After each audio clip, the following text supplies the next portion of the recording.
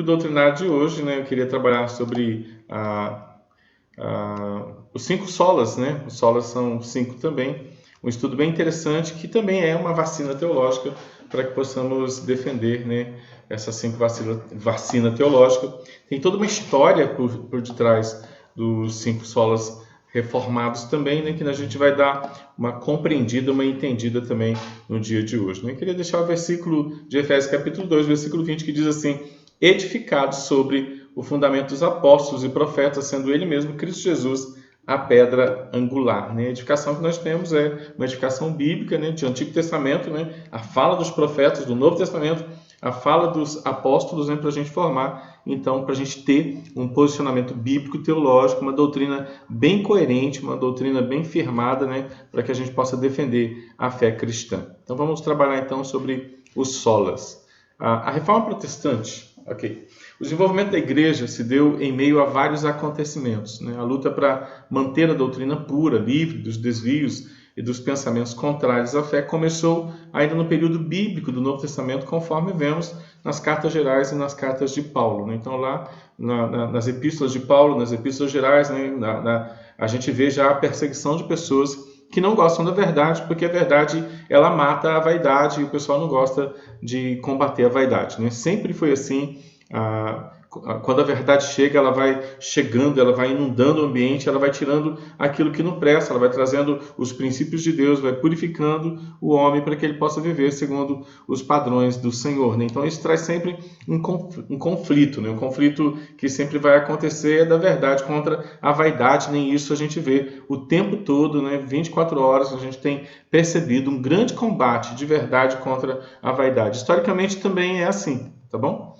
A perseguição romana provou a fé de muitos homens e mulheres que se conservavam firmes, mesmo diante dos horrores que eram feitos pelos perseguidores, né? A gente tem a igreja se estabelecendo, né? A gente tem a igreja se estabelecendo dentro de um império gigantão que era o Império Romano. Então, o Império Romano tem as suas vaidades, o Império Romano tem os seus conceitos de verdade. Então, logo que a igreja vem com a verdade, o Império Romano já resiste à igreja. A gente vê a igreja sempre caminhando contra, numa guerra, né? Num combate, né? Sempre acontecendo contra a verdade escrita, tá bom?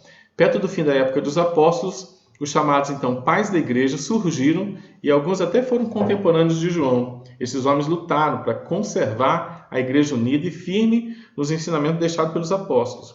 Neste período, muitas ideias foram defendidas, muitos ideais foram defendidos, muitos documentos foram escritos e, como o período era de perseguição, muitos deles foram mortos, né? A gente vive na defesa da verdade, a gente vê pessoas, né, sendo mortas ali. A gente tem a perseguição do Império Romano, a gente tem a grande perseguição da igreja, a grande tribulação da igreja acontecendo nos 300 primeiros anos, né, da instituição da igreja, né? Ela, ali nos 300 primeiros anos, os 3 primeiros séculos, a igreja é perseguida. A gente vê o Império Romano massacrando de maneira muito cruel o povo de Deus. E isso foi avisado, a igreja estava preparada para passar por essa perseguição e manter-se firme diante dessa perseguição, né?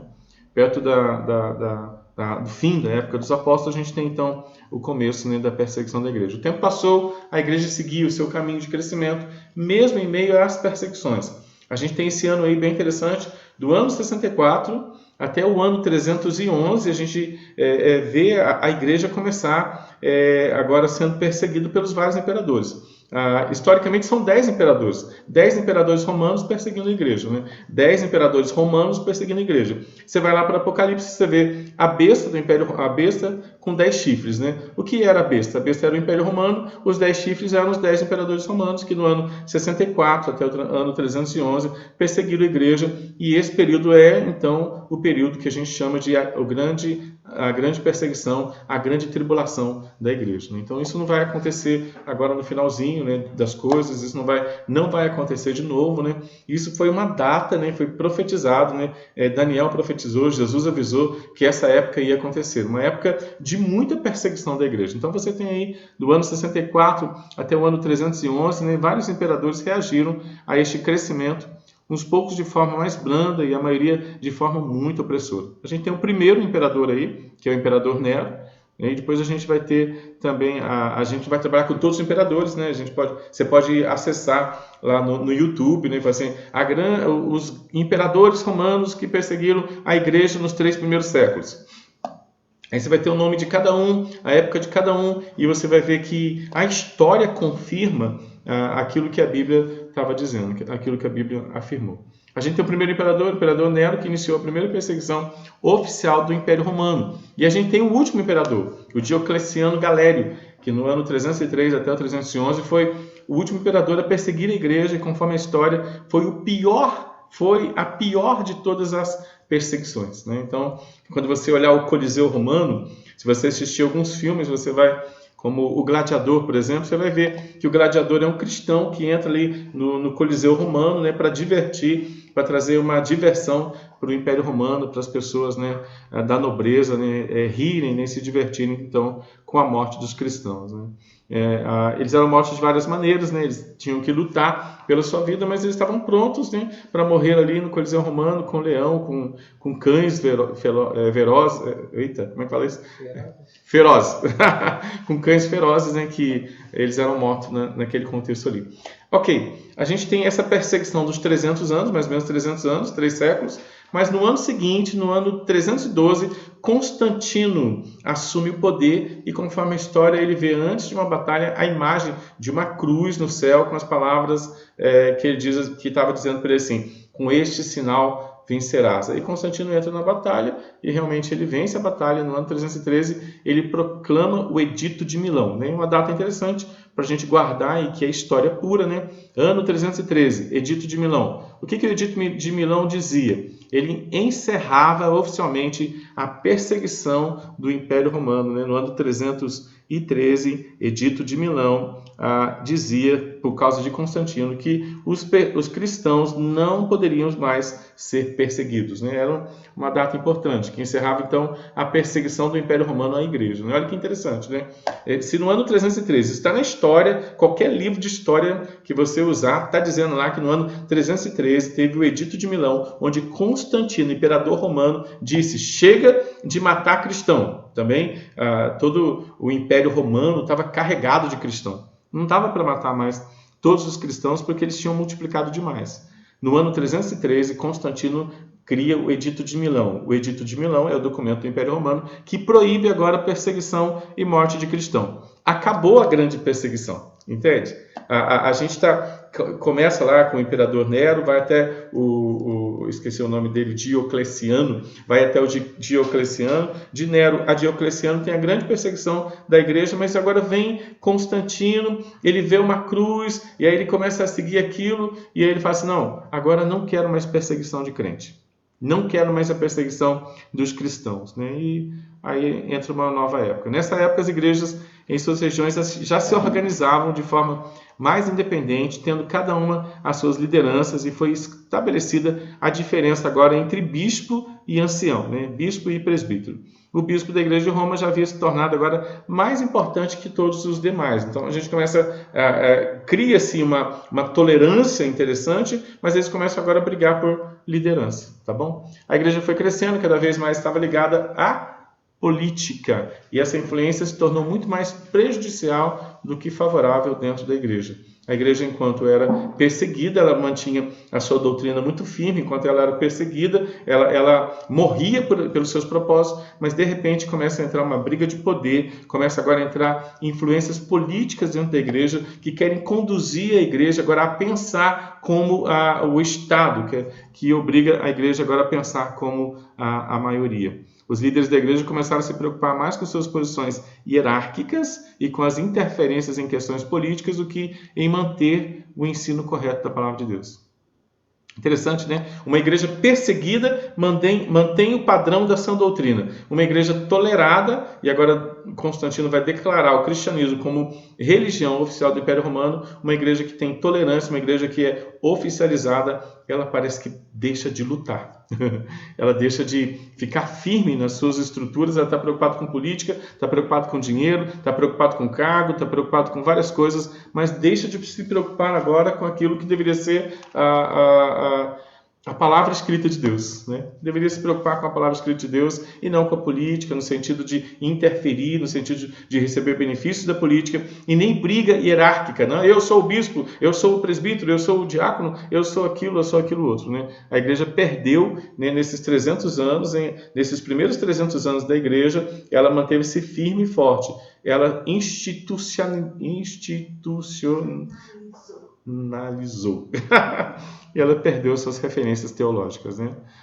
Depois da liberdade concedida por Constantino, muita coisa aconteceu, muitas dúvidas continuaram surgindo, várias reuniões foram feitas para resolver, então, as questões. Vários pensadores influentes se levantaram, entre eles o nosso querido Agostinho de Hipona, né? Muito influente no seu tempo, né? Quem gostar de assistir um filme, né? Nós temos Agostinho no YouTube, né? Então você pode ir lá. Depois a gente pode até colocar o endereço, né? E colocar lá no nosso YouTube, né? Que está aí também o endereço aí embaixo do YouTube, na Igreja Presbiteriana de Vila Maria Barra Mansa RJ, né? Você pode passar lá, deixar o seu joinha, né? Se inscrever no canal, ativar o sininho. Aí a gente tem um filme de Agostinho de Hipona, e é bem interessante assistir o filme, né? Um filme mais demorado, mas muito interessante, né? E a gente vê então que a igreja perseguida é uma igreja boa, a igreja tolerada é uma igreja que perde a sua influência, né? E agora, quando Constantino declara que o cristianismo é a igreja oficial do Império Romano, aí a igreja começa a ficar complicada, tá, irmãos? A igreja começa a ser influenciada por outras coisas. Nos séculos 4 e 5 se estabelece uma hierarquia entre os bispos das principais cidades, ficando o bispo de Roma em primeiro lugar. Não, Leão I, bispo de Roma, no século V, reivindica a autoridade sobre toda a igreja, baseado e pensando agora em Mateus capítulo 16. Ele reivindica a liderança dizendo assim, olha, existe uma estrutura apostólica, né? Existe um papado geral, né? Olha a ideia de poder, né? Então ele reivindica o papado, né? Então Leão I, bispo de Roma, no século V, ele reivindica o termo papado e surge então o papado na igreja, né? A igreja de igreja primitiva se tornou igreja institucionalizada e de igreja institucionalizada ela se tornou a igreja do papado. Com toda essa questão de poder, a igreja, de uma forma geral, ficou exposta aos pensamentos mais diversos sobre a fé. No século XIII, mais precisamente, encontramos vários homens, os quais queriam que as leis da igreja e a forma de ensino fossem mudadas, e que o centro de tudo voltasse a ser a palavra de Deus. Esses homens ficaram conhecidos como os pré-reformadores do século XIII e atuaram no período de 1290 até aproximadamente quase 1500, né? 1498. Notem, irmãos, que essas lutas teológicas, essas lutas por poder, essas lutas por definições, né? Quando Constantino, no ano 320, 323, 313, né, ele institucionaliza a igreja como igreja oficial do Império Romano, tudo que tinha de religião na época vem ser agora cristianismo.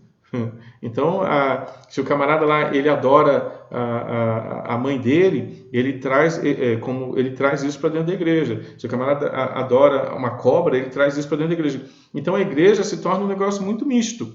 É por isso que no século XIII, os pré-reformadores eles querem levar a palavra de Deus para o centro da igreja que perdeu a referência de palavra de Deus. O povo pensava em política, o povo pensava em poder, em estruturas, em dinheiro, mas não estava mais pensando em palavra de Deus. E tudo que você pensa de misto, né, tudo que você pensa de místico, né, em termos de religião, entrou para dentro da igreja, que agora se chamava Igreja Católica Apostólica Romana, né? A famosa ICA, né, que foi fundada pelo nosso irmão Constantino. Então, no ano 1290 até 1498, os pré-reformadores tentam trazer a palavra de Deus de novo para o centro da igreja. O trabalho intenso e importante desses homens colaborou e impulsionou a reforma protestante, que foi estabelecida de fato a partir dos textos elaborados pelo monge agostiniano Martinho Lutero. Ele criou as 95 teses, afixou na porta da Catedral de Wittenberg, na Alemanha, né, no dia 31 de outubro de 1517, né, uma data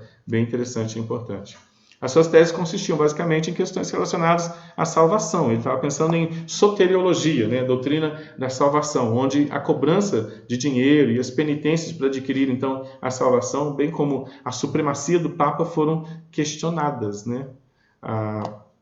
Lutero é o primeiro ele antes dele tem os pré-reformadores, né? Mas agora Lutero dá o grito de reformador, ele cria 95 teses para ir contra, né? Porque a Igreja Católica agora estava vendendo indulgências, estava vendendo salvação, então Lutero agora ele escreve 95 teses, afixa essas 95 teses na porta da igreja de Wittenberg, e agora eles começam, a Alemanha começa, né, a experimentar um retorno às Escrituras Sagradas, porque Lutero entende, né, que aquilo que eles estavam vivendo como igreja não tinha nada a ver com aquilo que estava escrito. Né? De quem é a participação? Presbítero Rodrigo Presbítero colocou. Rodrigo. A igreja passou a ter o governo político em suas mãos. Igreja e governo se confundiram e a palavra de Deus foi adulterada. Isso. Política e governo. Com esse adultério da palavra, né, o povo começa a reagir. Né? Os pré-reformadores reagem, a Igreja Católica acaba com eles, mas agora na Alemanha, né, Lutero reage e ele escreve um documento contra aquilo que estava acontecendo. Né? Tem mais participação? Não? E esse documento é fixado, então, na porta de Wittenberg. E começa ali, então, o povo começa a ler aquilo que Lutero escreveu, né, em termos de salvação, começa a compreender, e a Alemanha passa, então, por uma reestruturação da sua fé naquilo que está escrito. Okay? O período que se seguiu à reforma foi extremamente importante para reafirmar a nova comunidade de reformados no que eles deveriam crer. O acesso à Bíblia em outras línguas, além do latim, e o retorno à pregação da palavra favoreciam o fortalecimento da fé. O movimento da contra-reforma, ou a reforma católica, né? Abre um pouquinho para mim, Mateus, deixa eu só explicar. Né? Lutero escreveu as 95 teses, a Alemanha foi influenciada pelas 95 teses, Lutero começou a escrever um monte de documento e Lutero começou a traduzir a Bíblia latina, que era no latim, ele traduziu a Bíblia para o alemão. Aí você pensa que o povo que estava há tanto tempo longe da Bíblia, nem desde o ano 300, que não estudavam mais a palavra de Deus, agora em 1517, a partir dessa época, o povo agora tem acesso novamente à palavra de Deus, e Lutero também começa a pregar a palavra de Deus, né, nos seus púlpitos ali na Alemanha. Então, a Igreja Católica não gostou disso, e eles criaram um movimento chamado de movimento contra a reforma, ou chamado de Reforma Católica, lá em 1545, né, quase 30 anos depois, criado como uma resposta à reforma protestante de 1517. Isso incentivou os cristãos reformados a elaborarem credos, né, credos no que nós cremos, confissões, né, confessando aquilo que eles criam, e outros documentos que viessem então a afirmar no que os cristãos criam. Né? Então virou uma briga dos reformadores, né, que voltam para as Escrituras e começam a pregar a Bíblia, e dos contra-reformadores que agora definem que os reformadores estão errados. Né? Mais ou menos 100 anos depois da reforma, depois de 1517, 5 pontos ganharam destaque, né, seguindo o desenvolvimento dos estudos começados por Martinho Lutero. Martinho Lutero nem estava vivo mais, né, quando se elaborou isso. Acerca agora da centralidade da salvação somente em Jesus Cristo. Né? Se Jesus saiu do centro, né, e se agora outras coisas entraram para o centro, os documentos, né, e esses pontos, né, e o estudo da palavra de Deus precisava colocar Jesus Cristo novamente no centro de todas as coisas. Esses assuntos representavam os pensamentos dos grupos reformados de diversas origens, criados então ali desde 1517 os luteranos, depois em 1534 os anglicanos, né? Depois lá em 1560, 1559, os presbiterianos, e lá no ano 1612 os batistas, que queriam uma visão reformada das coisas, tá bom? Então a gente vê aí um grupo de pessoas aí assumindo essa visão, né, do solas que é somente, né, no que a gente crê nas Escrituras, a gente crê em Jesus Cristo, a gente crê na graça de Deus, a gente crê na fé, a gente crê que toda a glória é somente, absolutamente, totalmente, completamente, somente para Jesus, né? Então eles vão defender esses solas reformados, né? E isso vai ser uma doutrina, isso também vai ser uma vacina teológica, assim como os 5 pontos do calvinismo, os 5 solas reformados se torna então uma maneira da gente usar um escudo para defender a verdadeira fé, tá bom, irmãos? Esses ensinamentos são conhecidos como 5 solas. Sola, a palavra em latim que significa somente, né? Somente alguma coisa, né? A ordem usada para a exposição que a gente vai usar aqui é para a gente, dentro de um processo mnemônico, né, talvez, colaborar para uma melhor compreensão. Então a frase ficaria assim, né? Dá uma olhadinha aí. Somente as Escrituras revelam Cristo, que revela a graça, que me dão fé, para que toda a glória seja somente a Ele. Né? Olha que bonitinho, né? A gente pode trabalhar em cima de uma frase. Como é que eu faço para guardar os 5 solas? Né? Primeiro, somente a Escritura revela Jesus, que me revela a graça, que me dá fé, para eu dar toda a glória somente a Jesus Cristo. Né? Os 5 solas têm um propósito. E tem um propósito de que eu amando novamente agora as Escrituras, eu lendo as Escrituras, eu ame Jesus Cristo, eu conheça a graça de Jesus Cristo, eu tenha fé na graça de Jesus Cristo e toda a glória não seja minha, seja somente dele. Não é fácil de entender? É meio desafiador, né? Mas eles são documentos, né, que começaram, né, que começou com que tem estrutura na Bíblia, né, que precisa ser defendido pelos cristãos, e a gente precisa aprender, né, a nossa base para a gente entender que muitas das heresias antigas voltaram para o mercado da fé. E se a gente não tiver estrutura teológica firme, consciente, a gente vai se deixar levar por um monte de bobeira que é ensinado por aí, né? A nossa luta continua, nós somos apologistas, né? Nós temos uma soteriologia interessante, nós temos uma doutrina maravilhosa, uma doutrina bíblica maravilhosa que está fundamentada somente na Bíblia. A Bíblia vai revelar quem é Jesus, Jesus vai nos mostrar da sua graça maravilhosa, maravilhosa graça. A gente vai ter fé na maravilhosa graça, vai ter fé em Jesus Cristo, vai amar somente as Escrituras e a glória volta a ser somente de Jesus Cristo. Esse é o propósito, tá bom, irmãos? Vamos ver como é que a gente fala isso? Somente a Escritura nos revela Cristo, que nos dá a sua graça, que aplica em nós a fé, para que em tudo Ele seja glorificado. Bonito, né? Vamos ver se a gente decora isso. Se quiser escrever isso daí para você guardar, né? Tá? Pode escrever. Dá um tempinho para você escrever aí, né? Tira uma foto, faz um print aí da sua tela, né? Somente a Escritura nos revela Cristo, que nos dá a sua graça, que aplica em nós a fé, para que em tudo Ele seja glorificado, né?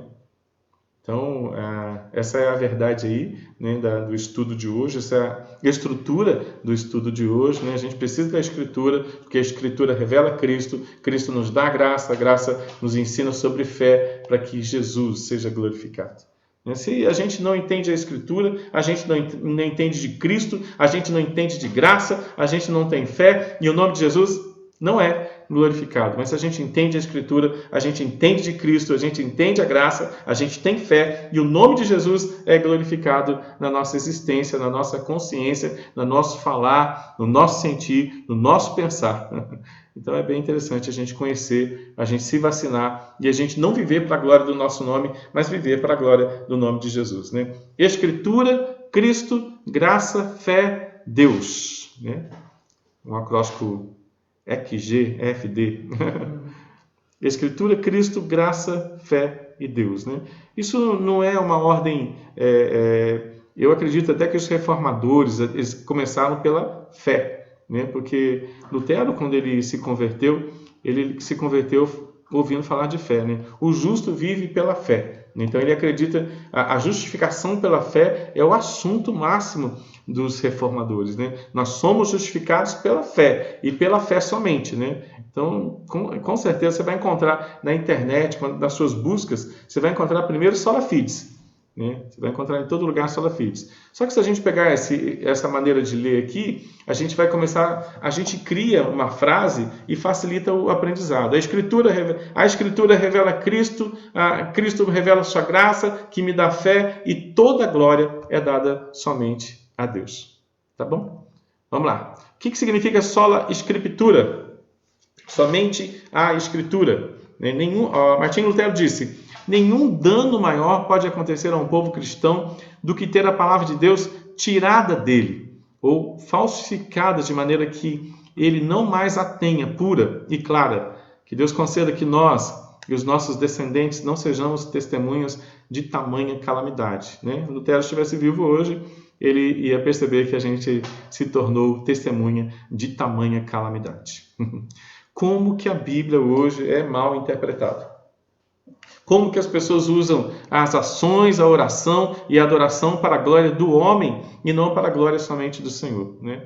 A gente, infelizmente, tem poucas pessoas lendo a Bíblia, a gente, infelizmente, tem poucas pessoas conhecendo Jesus, de verdade, Jesus da Bíblia. Infelizmente, tem pouca gente conhecendo a graça de Jesus, tem pouca gente conhecendo a fé verdadeira e tem pouca gente vivendo para glorificar somente o nome de Jesus. A gente tem uma multidão, né, um grande mercado de gente na fé vivendo, usando o nome de Deus em vão e vivendo para a glória somente do seu próprio nome, né? Então a gente precisa viver esse movimento reformado, voltar para as Escrituras urgentemente, né? Nós não podemos fazer parte da estatística de pessoas que não amam a palavra de Deus, que não amam o Senhor, que não amam a Bíblia, que não leem a Bíblia e que não amam o Senhor porque não leem a Bíblia. Não amam a Bíblia, não amam o Senhor, não tem então intimidade nenhuma com a igreja, não tem interesse nenhum pelos irmãos, não proclamam o Evangelho da Graça, não vivem o Evangelho da Graça e não vivem o pior de tudo para a glória do nome do Senhor. Porque tudo leva a gente para o solo e deu glória, né? Somente glória a Deus. A gente nasce e existe para glorificar o nome de Deus. Por isso que a primeira pergunta do catecismo é: qual é o fim principal do homem de Deus? O fim principal do homem de Deus é glorificar a Deus, né? Porque dele, por meio dele, para ele são todas as coisas. A ele, pois, a glória eternamente. Amém, né? Lutero diz assim: que Deus conceda que nós, os nossos descendentes, não sejamos testemunhas de tamanha calamidade. Ele está vivendo na plenitude da calamidade. E a gente também. E a gente também, infelizmente, ou felizmente, né? A palavra é felizmente, né? Porque todas as coisas cooperam para o bem daqueles que amam a Deus. A gente está vendo uma multidão vivendo essa calamidade gigante que Lutero não queria ver, né? Mas que a gente está vendo, né? Como que as pessoas estão vivendo a palavra de Deus falsificada, a palavra de Deus que não é pura, a palavra de Deus que não é clara, né? Então a gente está vivendo um grande dano para a humanidade porque a palavra de Deus deixou de ser as Escrituras, a gente deixou de viver para a glória de Deus, a gente deixou de amar as Escrituras. Lutero, ao comparecer na dieta de Worms, ele, em 1521, se posicionou ousadamente para afirmar as verdades do Evangelho. Entre as suas afirmações, Lutero argumentou que somente a Escritura tinha o poder exclusivo de cativar a consciência do cristão, né? Então, em outras palavras, João 8,32, conhecereis a verdade e a verdade vos libertará, né? Ele está falando assim: olha, quem tem poder exclusivo para cativar a consciência do cristão é somente a palavra escrita de Deus, né? Então ele estava tirando dos homens, né, esse poder e dizendo: olha, isso não é de homens, isso não é para vocês, isso não é estrutura de vocês, né? Isso é obra de Deus, né? Quem cativa a consciência do cristão tem que ser a palavra escrita de Deus, né? Participação, Mariana. O presbítero Serginho colocou: Aí, Serginho. Vivenciamos isso quando não buscamos a palavra e esperamos que alguém interprete para nós. Interessante, né? A gente vivencia isso quando a gente não busca a palavra e a gente fica deixando que as pessoas façam a interpretação da palavra para nós, né? E a gente acaba entrando nessa estrutura negativa aí, né? Muito bom. Só a Escritura é a regra inerrante da vida da igreja. Somente as Escrituras. Mas a igreja atual precisa relembrar e reafirmar o que a Escritura é e qual é a sua função oficial. Sola Escritura significa reafirmar a Escritura como única fonte de revelação divina escrita. Única para constranger a consciência. Única e somente. Nós não temos outra estrutura, né? A única estrutura é a palavra escrita de Deus, né? Então, se vierem com outras revelações, que não aquela que está escrita, meu irmão, até Paulo diz assim para a igreja de Gálatas: seja considerado maldito. Paulo diz assim: olha, ainda que eu, ou um anjo que venha do céu, apresente outra escritura, que não seja o evangelho de Jesus Cristo, seja considerado maldito. Paulo está dizendo: se eu voltar aqui e pregar outro evangelho, que não seja as escrituras, seja considerado maldito. Aí vai assim: beleza. E se vier uma manifestação de anjo, irmãos? Uma manifestação de alguém, né, que desça e venha trazer, né, com todas as luzes, né, um outro evangelho que não seja esse, seja considerado maldito. Não há novas revelações. Há interpretação da revelação antiga, né? E a gente, infelizmente, a gente vê uma bagunça nesse sentido, né? Meu irmão, tudo que a gente precisa saber de Deus está escrito. Não há uma revelação, sonhos não são revelações, não há revelações de pessoas, né? A revelação escrita é a única revelação. A gente lê em Hebreus capítulo 1 isso, né? Antes o Senhor se revelava aos pais pelos profetas, né? E agora o Senhor se revelou por último, né? Pelo seu Filho. Jesus é a revelação última e única do Senhor, né? A gente já tem tudo que a gente precisa para a gente ficar firme na revelação única do Pai, né? De Gênesis a Apocalipse a gente tem 1189 capítulos, né, de revelação do Pai acerca do domínio, da soberania, da onipotência, da onisciência, da onipresença de Jesus Cristo, da vitória de Jesus Cristo na cruz do Calvário. Nós não precisamos de novas revelações, né? Só que a gente precisa lembrar disso todos os dias. E lembrando disso todos os dias, a gente vai para a revelação velha. A revelação velha que revela a mesma coisa. Jesus é o Pai, o Filho e o Espírito Santo. Jesus é onipotente, Jesus é onisciente, Jesus é onipresente. E nós precisamos nos dobrar diante dele, glorificar seu nome, adorar seu nome e proclamar as suas virtudes, porque nele a gente já é mais que vencedor. A Bíblia revela isso para a gente. Revela isso para a gente o tempo todo. Jesus viria, Jesus veio, as doutrinas nos mandam amar aquilo que foi feito na cruz do Calvário e viver para a glória de Jesus Cristo, aguardando o dia que ele vai nos levar para casa, ou quando tocar a trombeta e ele fechar a conta, ou ele nos chamar individualmente para a sua casa. Ok? Vamos caminhar.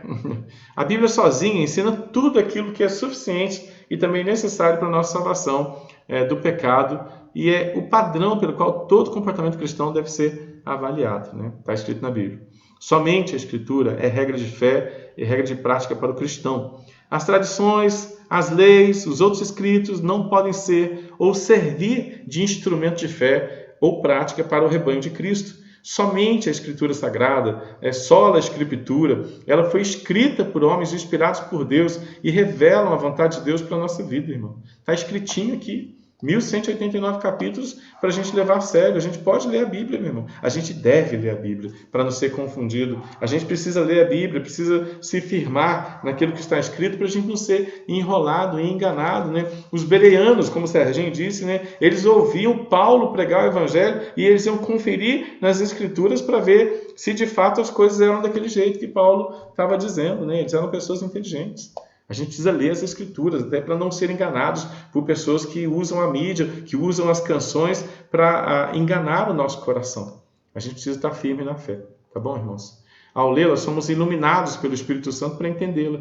Martinho Lutero escreve: então achei-me recém-nascido.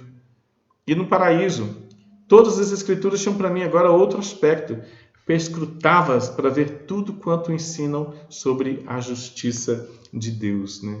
A justiça de Deus que é eficiente, que é suficiente, né, para salvar o nosso coração e nos dar amor, nos dar alegria, nos dar paz, nos dar ânimo, nos dar pensamentos, atitudes, fé, mansidão e domínio próprio para viver a nova vida, né? Nós não somos mais o velho homem, nós somos o novo homem. E agora nós temos tudo nas Escrituras que nos fundamentam, que nos alimentam, né, que nos fortalecem, que nos dão ânimo, graça, que institui em nós a convicção do amor, da alegria, da paz do Senhor e nos anima para viver para a glória dele, né? Tudo sobre a justiça de Deus está nas Escrituras. Tudo que eu preciso para me sentir amado e não depender do amor de ninguém. Tudo que eu preciso para me sentir alegre e não depender da alegria deste mundo. Tudo que eu preciso para ter paz e não depender da paz deste mundo. Tudo que eu preciso para ter ânimo e não depender do ânimo de nada e nem de ninguém está nas Escrituras, irmãos. É lá que eu conheço Jesus Peniel, face a face. É lá que eu sou tratado, lá que eu sou amado, lá que eu entendo que eu nasci para a glória de Jesus Cristo, porque dele, por mim, dele, para ele, são todas as coisas, sou eu também, é a minha família, é o meu trabalho, é o meu lazer, é a minha escola, tudo é para a glória de Jesus Cristo. Então, Lutero entendeu quando ele leu as Escrituras, né, que coisa boa é aquilo que já foi feito por mim na cruz do Calvário. Não é o que Jesus vai fazer por mim, porque o que ele faz por mim é brinde, é o que ele já fez por mim na cruz do Calvário. Que deve me trazer sentimento de gratidão, de adoração, de proclamação, de satisfação. Não é o que ele vai fazer, né, por mim, é o que ele já fez por mim. Tem gente que está aguardando que Jesus dê uma casa, que Jesus dê saúde, que Jesus dê dinheiro para ser feliz. Isso não é base de felicidade. Isso não é base de alegria. Tem gente que está aguardando o amor de pessoas para se sentir amado. Meu irmão, Jesus Cristo morreu na cruz do Calvário por você. Você já é amado. Então, tudo que Lutero experimenta, ele quer compartilhar e centralizar isso tudo na pessoa de Jesus Cristo. A Bíblia vai dizer: toda a Escritura é inspirada por Deus. É útil para o ensino, para a repreensão, para a correção e para a educação. Né? Ensinar, repreender, corrigir e educar. Está tudo nas Escrituras. Qual é o propósito? O propósito é de que o homem de Deus seja perfeito e perfeitamente, olha o termo aí, habilitado para viver boa obra, não como um peso, né, mas por satisfação naquilo que já foi feito por Jesus Cristo na cruz do Calvário por ele. Né? O que a Bíblia faz comigo? Ela me ensina, me repreende, me corrige e me educa. Isso a gente vai entendendo. Né? Interessante a gente guardar esses verbos. Né? O que a Bíblia faz comigo? Ela me ensina. O que mais que a Bíblia faz comigo? Me repreende. O que mais que a Bíblia faz comigo? Ela me corrige. O que mais que a Bíblia faz comigo? Ela me educa. Tudo que eu preciso, em termos de ser ensinado, ser repreendido, ser corrigido e ser educado, está nas Escrituras.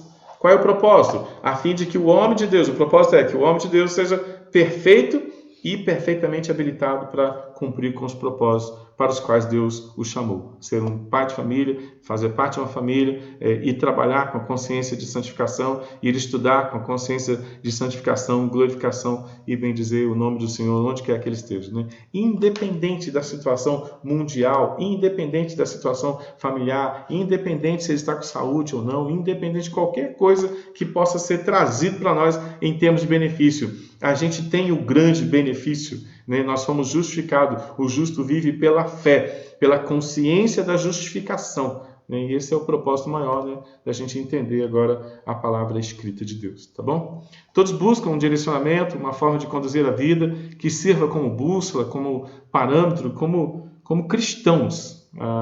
Temos a fonte de tudo, o que precisamos para manter a nossa vida muito bem alinhada e no rumo certo. A palavra escrita de Deus é a verdade que nos orienta e nos leva ao objetivo determinado pelo próprio Senhor, a sua própria glória. Né? As Escrituras nos levam, né? O conhecimento de Deus nos leva a glorificar o seu nome. A ausência de conhecimento de Deus nos leva a glorificar o nosso nome. Conheci a Deus, eu glorifico o seu nome. Não conheço a Deus, eu quero glorificar o meu. Então, esse processo onde eu glorificava o meu nome, e usava até o nome de Deus para a glória do meu nome, quando as Escrituras entram agora no nosso coração, ela muda esse foco. A gente é focado agora para a glória de Deus. Né? O conhecimento da palavra de Deus me leva a pensar na glória de Deus acima de qualquer coisa. Né? Tá bom? No entanto, inúmeras vezes somos rodeados por outras palavras, ou quase palavras, né? Mais ou menos parecidas, que querem concorrer com a verdade. A vaidade do conhecimento do homem concorre com a verdade do conhecimento de Deus. Quanto mais próximos estivermos da palavra de Jesus, mais vamos saber identificar essas falsas palavras, mais a gente vai conseguir identificar as vaidades, né, que acometem a nossa alma. Né? A gente vive nessa guerra espiritual do velho homem, agora combatendo o novo homem. Né? Como é que eu faço para alimentar o novo homem? Bíblia. Como é que eu faço para alimentar o velho homem? Não dá Bíblia para o novo homem. Tudo está aqui no novo homem. Se o novo homem tem Bíblia, se ele está se alimentando, o velho homem fica fraco. Se o novo homem não tem Bíblia, o velho homem já fica forte. O velho homem fica forte. Né? E aí você fica carnal. E a gente começa a viver um cristianismo sensualizado, um cristianismo carnal. A gente precisa de Escritura, irmãos. A Escritura é a vitamina, é aquilo que fortalece a gente contra a vaidade. A verdade fortalece contra a vaidade.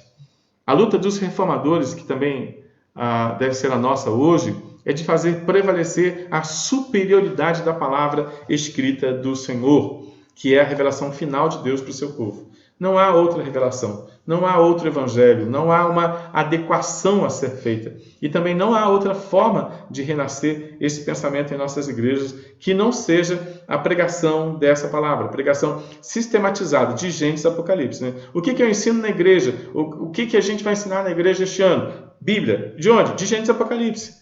E o ano que vem? Bíblia. De onde? De Gênesis e Apocalipse. E daqui 3 anos? Bíblia. De Gênesis e Apocalipse. Eu estou cansado de Bíblia. Isso aqui é o pecado, né?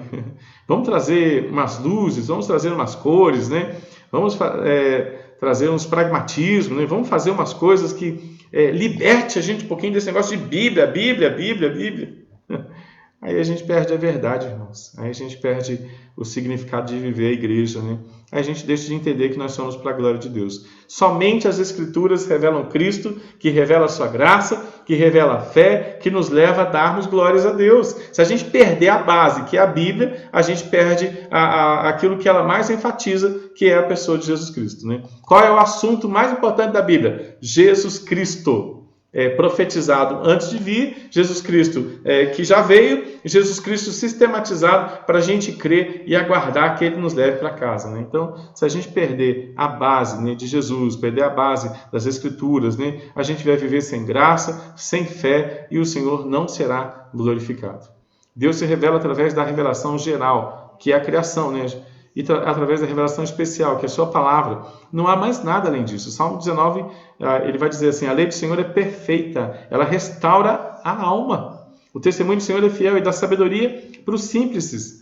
Os preceitos do Senhor são retos, eles alegram o coração. O mandamento do Senhor é puro e ilumina os olhos, irmãos. Isso é um texto do Antigo Testamento, falando da grandeza da revelação específica, especial, né, para os seus servos. A lei do Senhor é perfeita, irmãos. A gente precisa conhecer a palavra escrita de Deus. O temor do Senhor é límpido, permanece eternamente. Os juízos do Senhor são verdadeiros e todos são igualmente justos, né? São mais desejáveis do que o ouro, mais do que muito ouro depurado, e são mais doces do que o mel e o destilar dos favos. Além disso, por ele se admoesta o teu servo, em os guardará grande recompensa. É interessante a gente fazer casamento desse texto com o texto de Timóteo, que fala que toda a Escritura é para o ensino, é para a repreensão, é para a correção e para a educação. Né? Agora ele vai dizer assim, olha, a grande recompensa em os guardar. Eu digo que a recompensa é aqui e eternamente. A grande recompensa hoje em guardar, porque vai trazer para a gente esse sentimento de amor, esse sentimento de alegria, esse sentimento de paz, vai trazer ânimo para a gente, vai trazer pensamentos do bem, renovados no Senhor, atitudes boas no Senhor, vai trazer muita fé, muita mansidão e muito domínio próprio, e vai fazer toda a diferença na vida do eleito, né? A grande recompensa para aqueles que amam a palavra de Deus, que amam somente as Escrituras, né, meu irmão? E a pergunta que eu faço, você já leu a Bíblia hoje, meu irmão? A grande recompensa, irmãos. Olha o que o Salmo 19 diz, né? A lei do Senhor é perfeita, restaura a alma. O testemunho do Senhor é fiel, dá sabedoria para os simples. Os preceitos do Senhor são retos, alegram o coração. O mandamento do Senhor é puro e ilumina os olhos. O temor do Senhor é límpido, permanece para sempre. Os juízos do Senhor são verdadeiros e todos igualmente justos. São muito mais desejáveis do que o ouro depurado.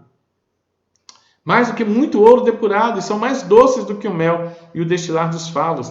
Além disso, se admoesta o seu servo, e os guardará grande recompensa. Né?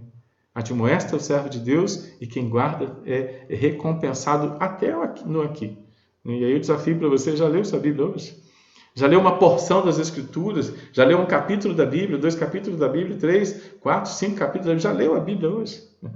Você leu hoje sobre Davi? Você leu lá sobre a amizade, sobre os verdadeiros amigos. Você leu hoje de manhã a Bíblia? Você já leu sobre João, sobre Tiago, sobre os apóstolos, sobre Apocalipse, né?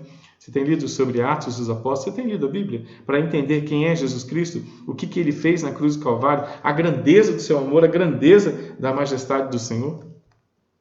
Nós temos as Escrituras, irmãos. Vamos aplicar essa primeira verdade, irmãos? A gente vai caminhar devagarzinho, a gente vai até 15 para as 9, tá bom? Onde temos 15 minutos. Se a gente não conseguir concluir hoje o estudo, a gente termina na semana que vem, tá bom? Sem pressa, vamos devagar. Se você tiver alguma observação, se você estiver entendendo aí, você participa, né? Ou no WhatsApp da igreja, ou de Vila Maria, ou manda uma mensagem para a Raquel e ela vai observando ali, tá bom? Vamos lá, vamos aplicar essa primeira verdade? Sola Escritura, em lugar de adaptar a fé cristã para satisfação ou para satisfazer as necessidades pessoais dos consumidores, devemos proclamar a palavra de Deus como medida única da justiça verdadeira e como a única proclamação da verdade salvadora. A verdade bíblica é indispensável para a compreensão, para o cuidado, a disciplina e o crescimento da igreja.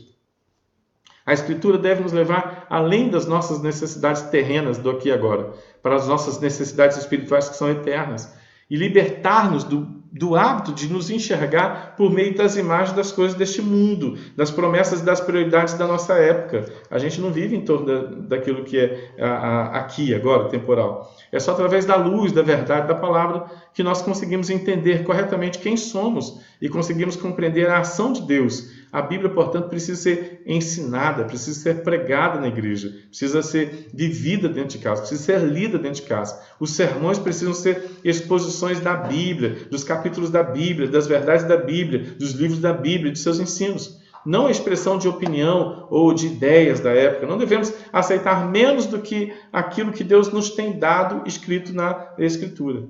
Então, a gente fecha essa primeira parte dizendo assim, olha, é Bíblia, somente as Escrituras. A gente não precisa de nenhuma outra revelação. Ninguém precisa falar assim, eis que vos digo, Deus está falando comigo acerca da sua pessoa. Meu irmão, tudo que Deus tem para falar com você acerca da sua pessoa está aqui, ó.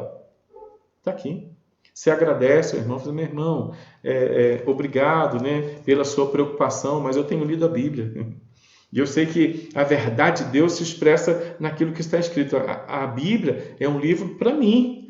É um livro que foi escrito para Edivaldo. Então eu vou ler a história, eu vou examinar o que aconteceu naquela época, eu vou extrair os princípios dela para o meu dia a dia. E eu sei que Jesus Cristo ama o Edivaldo. Eu sei que Jesus Cristo ama você individualmente. Eu sei que a Bíblia também é um livro escrito para você, né?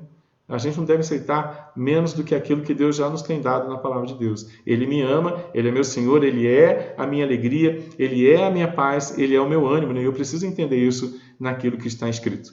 Tá bom, irmãos? Sola Escritura, então. Primeiro princípio. Precisamos voltar para a Bíblia, né?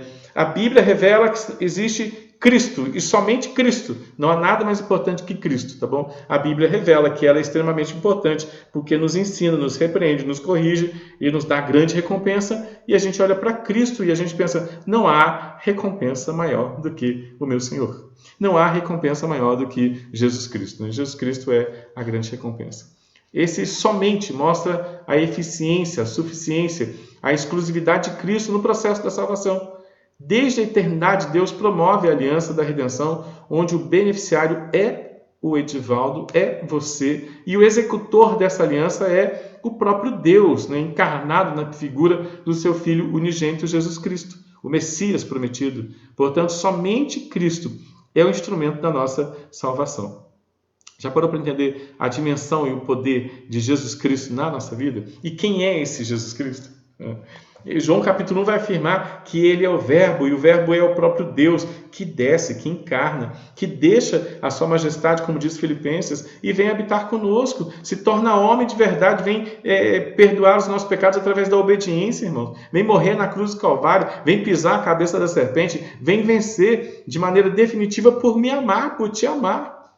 Isso é muito bom, irmãos. Somente Cristo faz isso. E Ele é o agente da salvação. E eu não tinha condição nenhuma de corresponder jamais ao amor maravilhoso que Ele tem por mim. O homem nada poderia fazer para a sua salvação, pois Jesus Cristo realizou a obra da redenção ao ser sacrificado na cruz do Calvário, vertendo o seu sangue precioso como sacrifício por todos os nossos pecados, né? Por isso que quando a gente vai para a igreja, a gente não vai para a igreja para receber perdão de pecado. A gente vai para a igreja porque a gente já foi perdoado. A gente entra na igreja dizendo assim, aleluia, eu fui perdoado, aleluia, o Senhor me tornou obediente, me tornou santo, justo, perfeito. E a gente vai lá para glorificar, para bendizer o nome de Jesus, porque o que Ele fez na cruz do Calvário foi perfeito, porque Ele jamais deixaria de ser perfeito. Ele é o próprio Deus, Ele é o planejador da vida, da existência humana, Ele é o planejador dos seus filhos, Ele fez tudo de maneira perfeita. Ele perdoou não alguns dos meus pecados, Ele perdoou todos os nossos pecados. E quando a gente entra na casa do Senhor, a gente já entra pulando de alegria, porque os nossos pecados já foram perdoados. Nós estamos ali para a glória de Deus. E quem conta isso para mim é a Escritura. Quem revela Jesus para mim é a Escritura. Quem conta para mim tudo que foi feito por mim na cruz do Calvário são as Escrituras. Quem aplica essa verdade no meu coração é o Espírito Santo. Ele me convence do pecado, me convence da justiça e me convence do juízo. Jesus é perfeito, Ele não fez nada pela metade. Jesus não ficou devendo nada com o seu sacrifício, né? O que Ele fez na cruz do Calvário foi perfeito, né? Ele deu o grito, tetelestai, a conta está paga. A cabeça da serpente foi pisada. Já tem um céu preparado para você morar. Então a gente olha para Cristo como aquele que é eficiente e suficiente. Atos capítulo 4, versículo 12 diz assim: não existe salvação em nenhum outro, porque abaixo do céu também não existe nenhum outro nome dado entre os homens, pelo qual importa que sejamos salvos. Não há nenhum outro nome. Tem participação? Tem? Fale, Mariana. A Cosma colocou: Cosma. Jesus é a base de tudo. Amém. A Vivi de Conceição colocou: a importância de lermos as Escrituras se dá pela necessidade de entendermos que a história não parte de um ponto humanista. A história de Adão e Eva, a promessa a Abraão, entre outros. Mas o ponto é que a pregação é cristocêntrica. O que Jesus fez através da queda de Adão. O que Jesus fez através da promessa a Abraão. Toda a mensagem, né, tem até um livro, toda mensagem ela tem que contar de Jesus. A Bíblia de Gênesis e Apocalipse ela conta de Jesus. Primeiro conta o que Jesus faria, depois conta o que Jesus já fez e conta como que eu vivo diante daquilo que Jesus já fez. Eu sou mais que vencedor naquilo que Cristo Jesus já fez. Né? Jesus já fez, Ele não fará, Ele já fez. Né? E Ele requer da gente satisfação. Aquele cântico maravilhoso de satisfação é ter a Cristo no coração. Não tem prazer igual, não tem maravilha igual, não tem alegria importante como essa. Né? Mais alguém? A Cosma colocou: Salmo 119, 105. Lâmpada para os meus pés e luz para os meus caminhos. É isso aí. E o Helder colocou: como diz o pastor Edivaldo, se Jesus não me satisfaz, nada poderá me satisfazer. Forte isso, né? Se Jesus não é meu amor, vou correr atrás de amor a vida toda. Se Ele não é minha alegria, vou correr atrás de alegria a vida toda. Se Ele não é minha paz, vou correr atrás de paz a vida toda. Se Ele não me anima, tá difícil. Se aquilo que Jesus fez por nós, né, não nos satisfaz, como disse nosso irmão Helder, nada irá nos satisfazer. Não tem. A gente tem que dobrar os joelhos e dizer assim: Senhor, seja o amor da minha vida. Senhor, seja a alegria da minha vida. Senhor, seja a paz da minha vida. Seja o ânimo da minha vida. Né? E me faz viver isso na vida prática. Porque as nossas grandes crises existenciais são por causa da insatisfação. Somos insatisfeitos com a vida, somos insatisfeitos com a igreja, somos insatisfeitos com a palavra, somos insatisfeitos com Cristo, somos insatisfeitos com os irmãos, somos insatisfeitos com tudo porque a gente não entendeu que a Escritura revela que Cristo é eficiente e suficiente. Né? Precisamos voltar para Jesus. Né? À medida que a fé evangélica, no entanto, irmãos, à medida tem mais participação, Mariana? Não? No entanto, à medida que a fé evangélica foi se secularizando, se misturou e se encheu de humanismo, positivismo, né? E também o último que é as estruturas, né? Que as pessoas querem fazer tudo, né? Como é que chama isso? O pragmatismo, né? E o pragmatismo também. Seus interesses se confundiram com muitas outras coisas. Cristo e sua cruz se deslocaram do centro da nossa visão, então é necessário enxergar novamente a grandeza e a suficiência da ação de Jesus e diante dessa verdade maravilhosa nos dobrarmos em sincera gratidão. Quando que a gente vai entender, né, que a Escritura e Cristo, né, entrar no nosso coração? Quando a gratidão for mais importante do que a murmuração. Quando a satisfação tiver maior do que a nossa insatisfação, a nossa reclamação, a nossa murmuração e a nossa cara feia. Então, a gente tá todo mundo em crescimento espiritual, né? A Escritura é eficiente porque revela um Jesus eficiente, né? Quanto mais eu leio a Bíblia, mais a Bíblia é eficiente e suficiente, mais eu entendo que o que Jesus fez, é poderoso demais. Não sou daqui, estou aqui, sou forasteiro aqui, em terra estranha estou. Então, quanto mais eu leio as Escrituras, mais eu começo a entender que aquilo que Jesus fez por mim me leva para a gratidão. E aí, já agradeceu Jesus hoje? A mensagem de domingo fala, o Salmo 139 nos leva à admiração, à rendição, né? Nos leva à convicção, nos leva à cooperação com aquilo que já foi feito pelo Senhor. Né? Os teus olhos me viram, a substância ainda informe. No teu livro foram escritos todos os meus dias, cada um dos meus dias escrito e determinado, quando nenhum deles havia ainda. Onde está escrito isso? Na Bíblia, irmãos. Quem é que fez isso? Jesus. Quem é o Senhor da história? Quem é o onipotente da história? Jesus. Quem é o onisciente da história que escreveu a história? É Jesus. Quem é o Emanuel da história? É Jesus. Por que a gente está brigando? Com quem a gente está brigando, na verdade? A gente está brigando contra Jesus. contra a palavra. Então, o sola Escritura me leva a sola Christus, né? O sola Christus e a sola Escritura, né? Que pelo jeito é onde a gente vai parar hoje, né? Nos leva à compreensão do dinamismo poderoso e gracioso de Jesus Cristo de maneira plena, eficiente e poderosa. Tá bom, irmãos? Vamos lá, como é que a gente aplica isso na nossa verdade? A nossa salvação é realizada unicamente pela obra mediadora do Cristo histórico. Sua vida sem pecado, sua expiação por si só são suficientes e eficientes para a nossa justificação e reconciliação com o Pai, com a nossa regeneração. Não há pregação do Evangelho se a obra substitutiva de Cristo não estiver sendo declarada e a fé em Cristo Jesus e sua obra não estiver sendo invocada, né? O que Jesus fez é eficiente, somente Jesus, aquilo que ele fez, nos leva a ter fé. Precisamos de fé naquilo que foi escrito por Jesus Cristo, naquilo que foi feito por Jesus Cristo na cruz do Calvário. E dá para a gente caminhar mais um pouquinho, né? Ainda não é 8h45, ainda é 8h43, então vamos falar um pouquinho da graça. Somente a graça, né? A graça de Jesus Cristo é eficiente e poderosa para nos dar convicção e nos dar uma ação, oração e adoração nova, né? Maravilhosa graça!